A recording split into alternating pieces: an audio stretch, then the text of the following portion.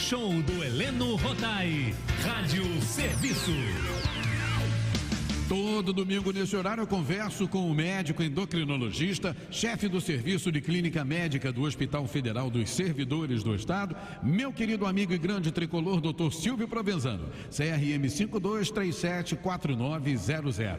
O mês de janeiro terminou, mas poucas pessoas sabem que janeiro é o mês de conscientização e combate à hanseníase, doença pouco falada. Por isso hoje o Dr. Silvio vai esclarecer dúvidas da família Tupi sobre este assunto. Bom dia, bom domingo, doutor Silvio. Bom domingo, Helena. Aquele beijo para a família Tupi. Queria mandar um abraço muito especial para a avó do João. João é funcionário lá do processo ético profissional, lá no CREMERG, onde ficam os processos, que é o lugar que eu mais frequento no CREMERG hoje em dia, avaliando. A gente aprende com os erros que os outros cometem, né? É verdade. E o João é sempre muito presente. A avó dele, dona Adélia Lima dos Santos, eu não sabia, é nosso ouvinte fã do Serviço de Saúde. Que bom. Dona Adélia, um beijo para a senhora, um beijo para Dona Dalva, que está fazendo aniversário hoje, para a Iná, que está lá em Petrópolis com rádio nas alturas, junto com o marido dela. Ela é flamenguista, o marido tricolor. Me lembra um casal que eu conheço. Quem? Quem será? Quem? E falar da hanseníase. Você sabe que a hanseníase é uma doença que é conhecida há mais de 4.000 anos. Há relatos de casos de hanseníase na China, no Japão, na Índia, na região do Extremo Oriente, com mais de 4.000 anos. Você vê que é uma doença que eu diria tão antiga quanto a humanidade. Em 1873, o Dr. Gerhard Henrik Hansen, daí o nome, descobriu o agente causador, que é o Mycobacterium leprae. Ele era um bacteriologista norueguês, estudando espécimes das lesões da doença. Ele viu que tinha um bacilo lá. É o bacilo de Hansen, justa homenagem a ele. E que agora leva o nome da doença, uma doença que no passado estigmatizava muito. As pessoas diagnosticadas com ela eram afastadas do convívio social, ficavam em hospitais colônia, e o Brasil, desde 1980, extinguiu com esses hospitais colônia. Por que razão, doutor Silvio? Não é necessário que essas pessoas fiquem afastadas? Nananina, não.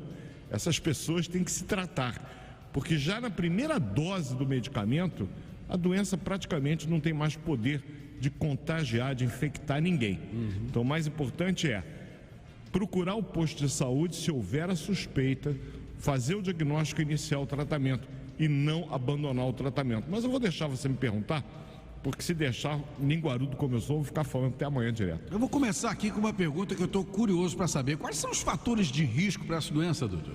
Condições socioeconômicas ruins. É o principal fator de risco no mundo inteiro.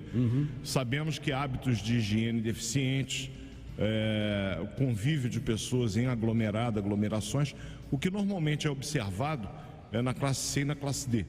E isso não só no Brasil, como em qualquer parte do mundo. Não é um privilégio nosso, Terra Brasilis, desse tipo de problema. Agora, o que causa espécie, Heleno, aqui, causa espécie, Santoro gostou. Nós somos atualmente o segundo país do mundo com maior número de notificação de casos novos. No Brasil, a hanseníase é uma doença de notificação compulsória. Então, se o doutor Silvio examina um paciente no Hospital de Servidores, vê uma lesão, manda fazer a biópsia, o estudo confirma que é a hanseníase, eu tenho que notificar o Ministério da Saúde. Essa pessoa é encaminhada a um posto de saúde, onde ela receberá gratuitamente o tratamento, que é um tratamento prolongado. Eu tenho dois tipos de tratamento, dependendo da forma clínica de apresentação da hanseníase. As formas mais brandas, elas vão receber o tratamento por um período de pelo menos 6 meses, e as formas mais complicadas por 12 meses. Mas tem uma vantagem: se a mulher estiver fazendo tratamento e porventura engravidar, deve continuar o tratamento, porque os remédios não fazem mal ao neném. Da mesma forma, se ela estiver naquele período de aleitamento, amamentando o feto, também não precisa interromper o tratamento, porque não faz mal para o neném. Então é importante falar isso. E já que estamos falando de mulheres, mulheres fazendo o tratamento, é o chamado poliquimioterapia única, são 3 drogas misturadas que são dadas: dapsona, rifampicina e clomitrazol. São as drogas que se usam para tratar a hanseníase. Elas têm uma curiosidade: elas diminuem o efeito terapêutico do contraceptivo oral. Então a mulher tem que ser alertada: olha, você está tomando a pílula, não pense você que é a garantia de que não vai engravidar, porque essas drogas interferem com a ação do anticoncepcional e pode aumentar o risco de gravidez. É necessário ter outros tipos de cuidados, como o uso do preservativo, por exemplo, além da pílula, porque ela pode ter efeito diminuído. Sintomas. Vamos lá, quadro clínico. E quando é que eu suspeito disso, doutor Silvio? Então vamos lá, a gente suspeita dessa doença pelo aparecimento de algumas manchas no corpo. Essas manchas, elas podem ter um aspecto muito variado. Elas podem ser brancas, avermelhadas, amarronzadas, acastanhadas. Caracteristicamente, essas manchas, elas têm alteração da sensibilidade. A gente tinha um exame que nós fazíamos, eu me lembro do meu professor de dermato lá no fundão, pegava a ponta da agulha na lesão, o paciente não referia dor. Então há uma perda da sensibilidade álgica, a pessoa fica meio que anestesiada devido ao bacilo, porque há um comprometimento, além da pele, dos nervos. Os nervos ficam espessados por conta da ação desse bacilo, o que provoca o aparecimento de formigamento, eventualmente de uma sensação de cãibra, de dor, naquela região onde o nervo está afetado. E essas lesões, elas são meio que anestésicas. Você coloca a agulha, a pessoa não sente dor. Alteração térmica, eu coloco gelo, não sente que está gelado. Eu coloco uma xícara um pouco mais quente, a pessoa não percebe, então tem risco até de queimadura por conta dessas lesões, que normalmente não são muito grandes. Apesar de que a foto que você viu ontem no Face, eu fui buscar uma lesão bem grande, meio que esbranquiçada, avermelhada. Que parte do corpo é mais atingida por essas manchas? Todas as partes. É uma doença absolutamente democrática, né? Fala-se muito em democracia no Brasil. Ela atinge homens e mulheres de forma equalitária, tanto faz sexo, não tem predileção por um sexo qualquer, e ela acomete pessoas de todas as faixas etárias, desde criancinhas pequenas até idosos. Agora, é uma coisa curiosa, como é que se dá a transmissão? É encostando na lesão que eu vou de repente pegar o bacilo, porque é a primeira coisa que obviamente deve se pensar. E aí vem com uma medicina curiosa: não é encostando na lesão. Não há problema algum de você abraçar alguém com hanseníase. Não há problema algum de você compartilhar, se for o caso, o talher, o copo.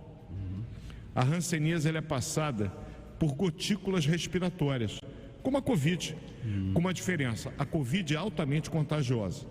Um pequeno contato que seja com alguém eliminando o SARS-CoV-2, eu posso ser contaminado e desenvolver a Covid. No caso da hanseníase, para eu ser infectado, eu preciso de um contato muito próximo e prolongado com uma pessoa que esteja eliminando o bacilo. Beijo, falar muito próximo, cantar em voz alta no ouvido da pessoa durante algum tempo. Quer dizer, se a pessoa estiver usando máscara, não tem problema nenhum, né? Não vai ter problema nenhum. O problema é que a pessoa não sabe que é infectante. Entendi. Porque ela tem aquela lesão e muitas vezes ela deixa isso para lá. Nós somos, de um modo geral, viu, Heleno? Até mesmo nós médicos, eu vou bater no peito meia culpa, relapsos com a nossa saúde. Às vezes nós precisamos procurar um auxílio e relutamos em procurar esse auxílio. Verdade. Por uma série de dificuldades. É a primeira desculpa: pô, doutor Silvio, o senhor já foi no SUS, eu trabalho nele. É complicado? Mas se eu tenho alguma coisa que eu não sei o que é, a primeira obrigação que você tem que ter é tentar descobrir o que aquilo é. Então apareceu uma lesão.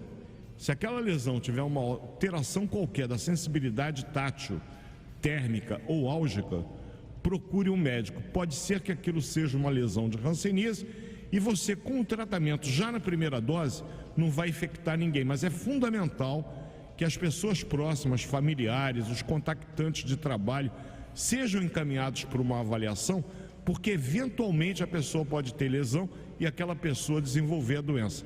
A maior complicação da hanseníase é quando afeta o nervo e provoca deformidades nos membros, tanto nos membros inferiores, as pernas, como nos braços, nas mãos.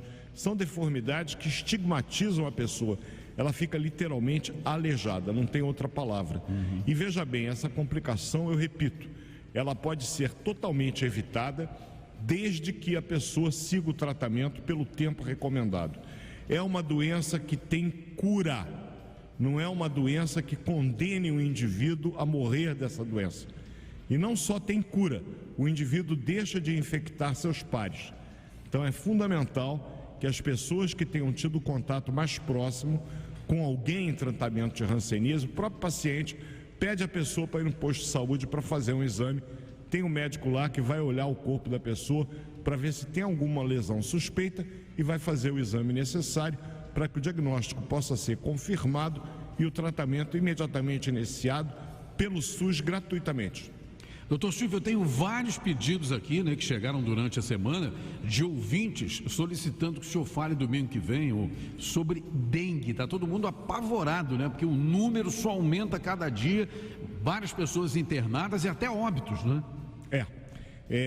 A gente teve, inclusive, esta semana, o doutor Daniel Sorange, nosso secretário municipal de saúde, ao lado do prefeito Eduardo Paes, declarando epidemia na cidade do Rio de Janeiro. Isso aí. Nós temos um número de casos diagnosticado em 2024 que nunca antes na história dessa cidade foi diagnosticado. Ontem, no meu consultório, que raramente eu vejo casos de dengue, 2 pacientes pediram socorro com suspeita de dengue. Uma já confirmou, fez o teste rápido e é dengue. Dengue a gente evita, e a gente evita combatendo o mosquito transmissor da doença, que é a fêmea do Aedes aegypti. Esse mosquito gosta de água parada. Então veja bem, eu tenho calha, eu tenho pneus, eu tenho botijas, vasos de planta destampados, sem terra. Ali recolhe água. A água fica parada, o ovo ressecado do mosquito, ele pode, no nosso ambiente, persistir viável, ou seja, em condições de dar origem a um outro mosquito, por até 1 ano. O que ele precisa? De água. E nesse período de calor e chuva, é tudo que o ovo ressecado precisa para dar origem ao mosquito. E ele vai picar as pessoas. Ele tem algumas características próprias, esse inseto, ele voa abaixo. Tá, eu moro no 15º andar, eu não tenho risco. O teu risco é bem menor, meu amigo. Mas vai que o mosquito sobe no elevador com um amigo seu. Verdade. Então, existe isso. É claro que existe. Já foi detectado o mosquito da dengue num prédio de escritórios no 30º. Mas como é que ele chegou lá em cima? Pelo elevador. Ele vai, acompanha na roupa da pessoa, do funcionário que vai lá trabalhar. Abriu a porta, ele sai. Então, veja bem, existe uma responsabilidade que eu repito sempre, é individual de cada indivíduo, de cada cidadão. Temos que combater a replicação desse mosquito, combatendo os focos de água parada.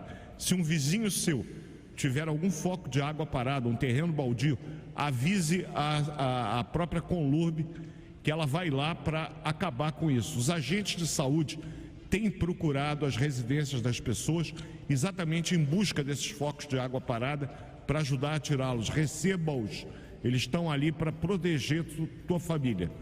Com relação à dengue, a gente pode falar rapidamente, é uma doença que caracteriza com febre alta, muita dor de cabeça, muita dor atrás dos olhos, muita dor na coluna, dor no final do cóccix, dor nas articulações, diarreia, vômito, raramente dá sintomas respiratórios, não costuma dar nem dor de garganta nem tosse. Dengue dá mais sintoma do aparelho digestório, vômito, diarreia, mas muita dor no corpo. Na África ela era conhecida como febre quebra-ossos. Isso aí. Maior cuidado, se você tiver esses sintomas, procure a UPA, procure uma unidade de saúde. Não faça automedicação.